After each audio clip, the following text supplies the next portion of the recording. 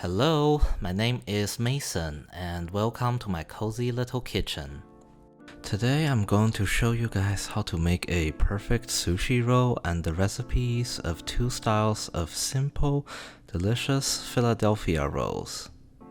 I understand it can feel pretty hard for a lot of people to start making sushi because it's kind of an exotic food that has a lot of skill requirement to it. But honestly, it's really not that hard, and I personally find it to be very enjoyable to create these beautiful food. So let me just walk you guys through and hope you guys enjoy it. Okay, so now let's talk about all the necessary ingredients to make sushi. You will need a really good quality sushi rice, some sushi nori, sugar, salt, and rice vinegar for seasoning the rice.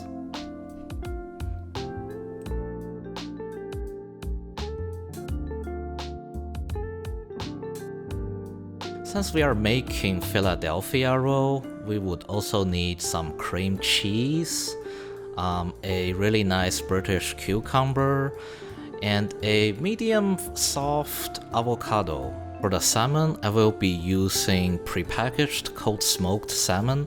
This is mainly because you can't actually use the fresh salmon from your local grocery store because those are not processed to be eaten raw. So the safest way to do is just use prepackaged smoked salmon. Another important thing is your hands must be really clean before you make sushi. I always trim my fingernails, so if you've just, fixed your head gasket on your Subaru, then, please don't make sushi right afterward. Or you can just wear gloves.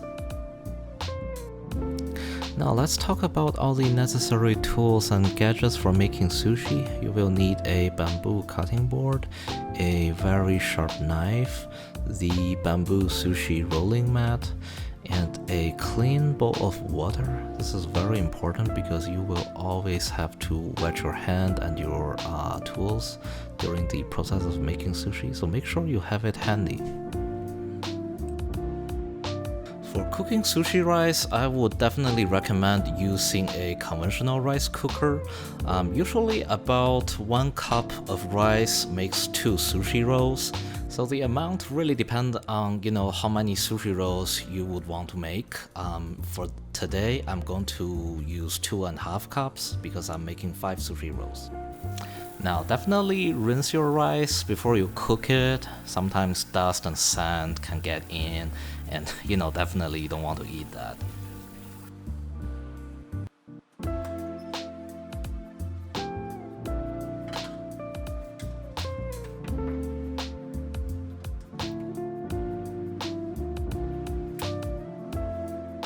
It usually takes about half an hour to cook 2 to 3 cups of rice, so you can just let the rice cooker do the work, and once it's done, open the lid, let the rice cool down a little bit. While the rice is cooling, we can start to cut other ingredients.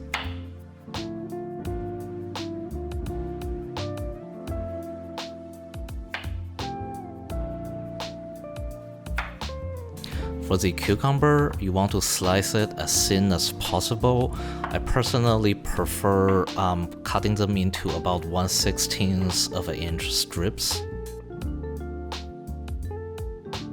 Once the rice have cooled down a little bit, we can start to mix in all the seasonings. I personally prefer more flavor, so I tend to add a little extra.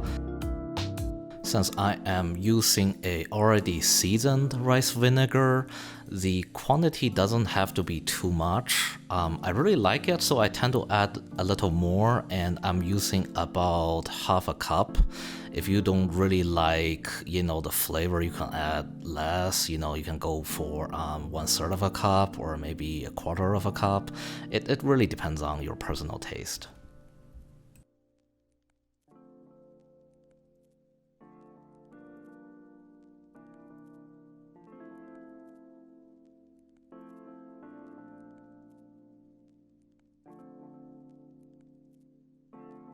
For sugar and salt, you really don't need too much. I personally just prefer about 1 spoon of sugar and maybe half spoon of salt.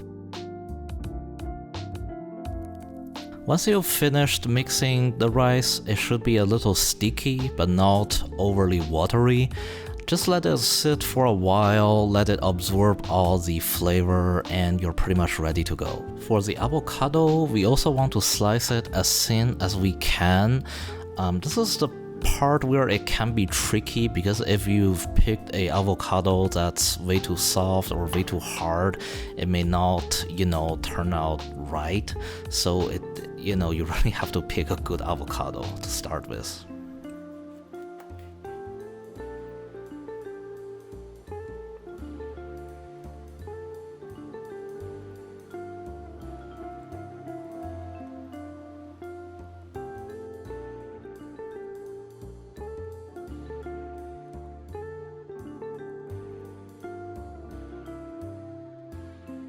Something I personally like to do is to wrap my sushi rolling mat with the clear plastic wrap. This is just to make sure that, all the juice from fish and ingredients doesn't actually sink in and, stain the mat and make them smelly over time. But, definitely please wash your mat every time when you make sushi. For the Sushi Nori, you want to make sure that the gloss side is facing down and the rough side is facing up. Later on, the rice will go on the rough side, and the glossy side, when done, will be wrapping the whole sushi.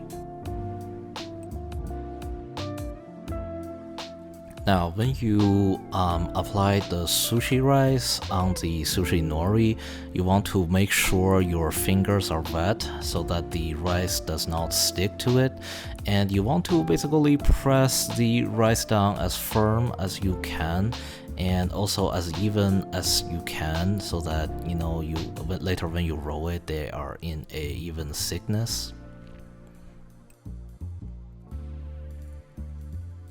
Now, you also have to leave an area that's about 1 inch wide at the end. You don't want the sushi rice to cover the whole sheets of nori. This little piece will go to the bottom of the sushi roll once you've rolled it.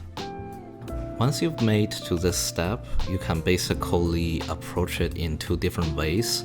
If you want to make a kind of very simple sushi, you can just roll it like this, and the glossy side of the sushi nori will be wrapping the whole sushi on the outside. If you want to do the restaurant style sushi, you have to flip the entire sheet right now, so that when you roll it, the rice side would be on the outside, wrapping up the entire sushi. For today, I will be making both styles of sushi. We can start applying all the inner stuffings of the sushi, and we want to make sure that they stay within this 1 inch wide area at the very end of the sushi nori sheet.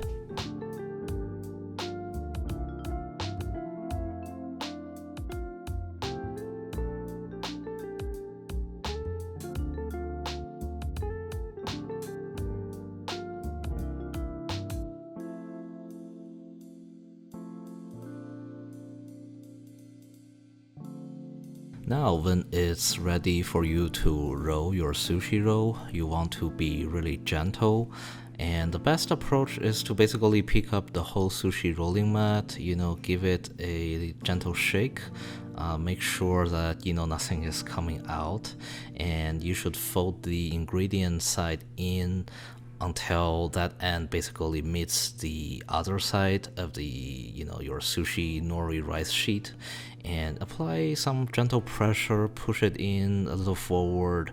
It doesn't have to seal right now, but then you can basically flip the other side up and roll up the entire sushi. At the end, just apply a little pressure, don't squish it a little too hard, and it should be ready to go. If you've done it correctly, then now you should have a beautiful sushi roll sitting on your mat. If it's not firm enough, you can just roll the mat back and just give it a little gentle push, make sure everything's really firm and tight, and then it should be perfect. Now for the restaurant style sushi, you would have to flip the Sushi Nori sheet. However, before you do that, make sure you wet the rice a little bit so that it wouldn't stick to your sushi rolling mat. And then you can gently flip it, press it down a little bit, and apply ingredient on it. And look at here, we have this beautiful restaurant style sushi ready to go. You can apply some toppings here. It's totally up to your choice. I'm going to use the smoked salmon and some sliced avocado just to add some extra flavor to it.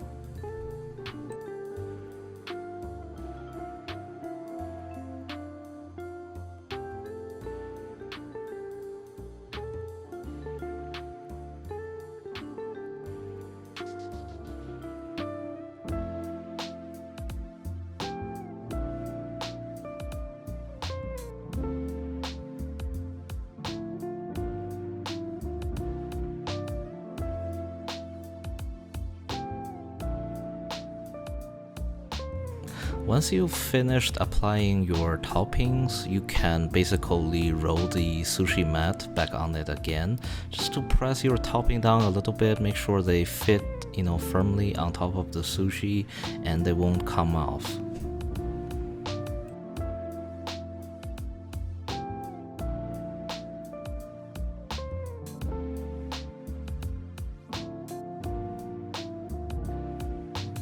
Now let's talk about the plating part of making a sushi dish. This part is completely up to you, you can just eat a sushi like a burrito. However, if you really want them to look nice, you can get these beautiful acrylic sushi plates off the internet. I got these off AliExpress a couple years ago. They're absolutely wonderful.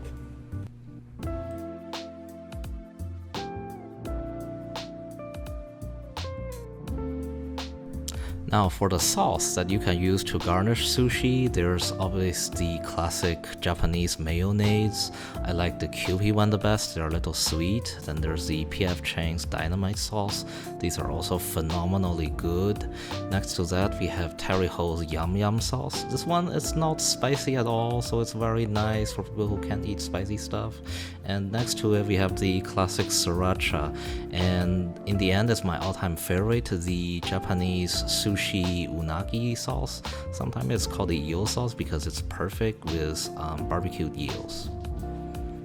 Now when it comes to cutting sushi, you want to have a bowl of clean water ready and a really sharp knife. You always want to wet the knife at all times so that it would have a clean, buttery, smooth cut through the sushi without, getting stuck or getting the rice everywhere. And you have to make sure that every time you wipe the knife once you've cut it.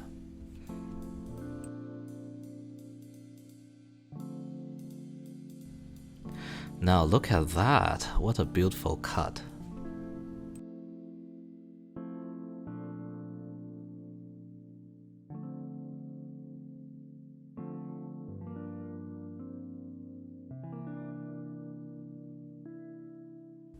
Now, when it comes to plating sushi, you basically have two ways to do it. You can obviously do the classic way where you position the roll vertically, or you can just flip it and make the cut side facing up. They all look perfect. It's totally up to you.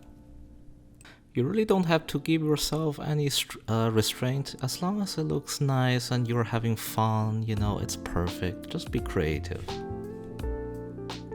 Once you've finished plating, you can basically think about what garnishing would you like on top.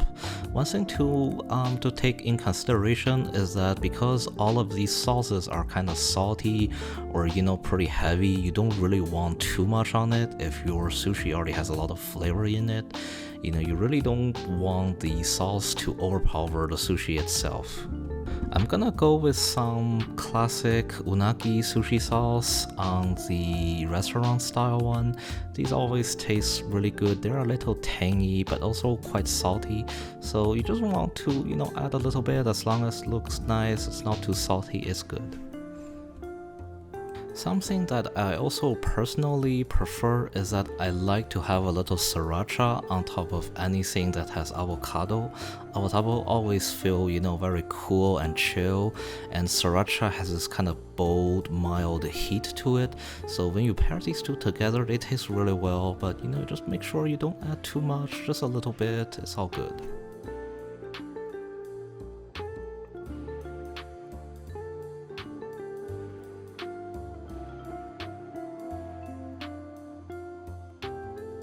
Now for the final seasoning, I'd like to add a little dried seaweed with sesame.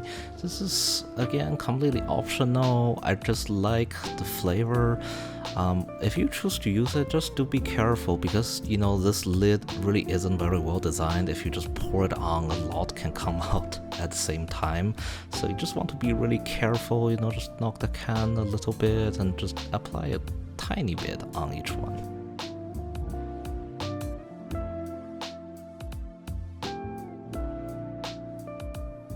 I really don't think I will be using the Japanese mayonnaise on this one just because it already has a lot on it, so I'll save it later for the other roll. Now for this one, I wanted to have a little bold, spicy heat to it, so I'm gonna start with P.F. Chang's dynamite sauce.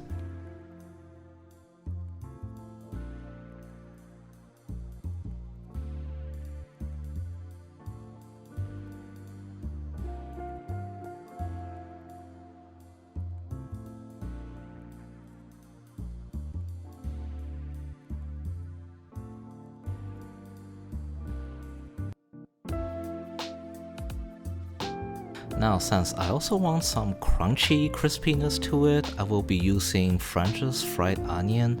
I always like these, just kind of crush it a little bit and put a, not really too much, just enough to cover on the top, then it should be perfect.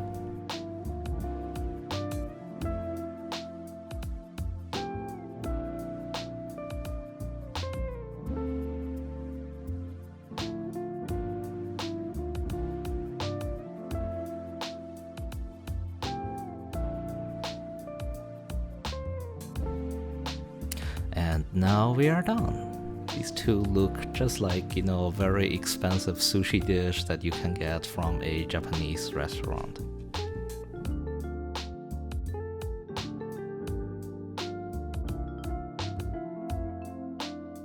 It was my pleasure to put together these two beautiful sushi dishes for you, and I hope you've learned about how to make your own beautiful sushi roll as well. Always be creative with your own cooking. Bye bye.